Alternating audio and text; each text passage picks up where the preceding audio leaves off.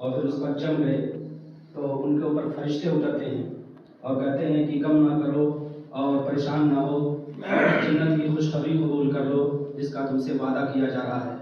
یہ تمہارے لیے دنیا میں بھی بشارت ہے اور آخرت میں بھی تمہارے لیے وہ تمام چیزیں ہیں جس کی تم خواہش رکھو گے، اور تمہارے رب کی طرف سے بہت بہترین مہربانی ہے۔ حضرت مولانا سید محمد رابع حسنی ندوی رحمۃ اللہ علیہ بلا شبہ اس آیت کے مصداق ہیں۔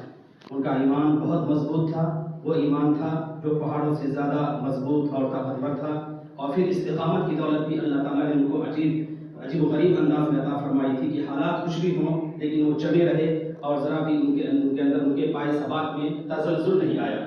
میں نے اس 20 سال عرصے میں دیکھا، 23 سال عرصے میں کہ مسلم مرتضی بورڈ کے حوالے سے کئی ایسے موقف آئے لیکن ان کے اندر جو ثبات قدمی تھی، العزمی تھی، بلند حوصلگی تھی، اس میں ذرا بھی کمی نہیں آئی، اس پر جمے رہے۔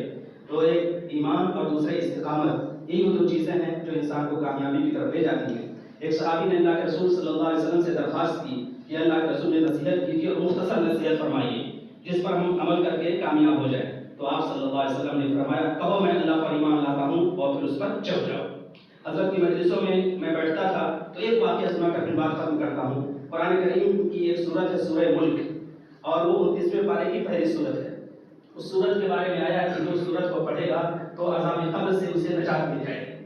تو اپنے معاملات میں انسان کو رکھنا چاہیے کہ سورہ ملک روزانہ وہ پڑھے تو اللہ تعالیٰ عذاب قبر سے محفوظ فرمائے گا۔ اس کو سورۃ المنجیہ اور سورۃ المخلصہ من عذاب القبر بھی کہا جاتا ہے۔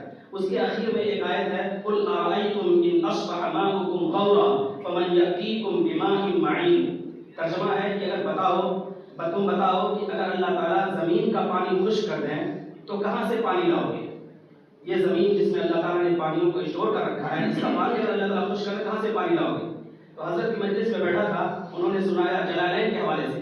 جلالین ایک تفسیر کی کتاب ہے اور درس نظامی پڑھائی جاتی ہے، بہت مقبول ہے۔ اس کے حاشیے میں حضرت نے فرمایا، اس کے حاشیے میں لکھا ہے کہ یہ آیت ایک صاحب نے پڑھی اور پھر جب یہ پڑھی تو ایک منچلا تھا، بڑا بد تہذیب تھا، بد کردار تھا، اس نے کہا اچھا پانی اگر یہاں خشک ہوگا تو ہم دوسرے کا انتظام کر لیں گے، پانی کا وہاں سے کنواں کھود لیں گے اور پھر ہمارے لیے پانی کا انتظام ہو جائے گا۔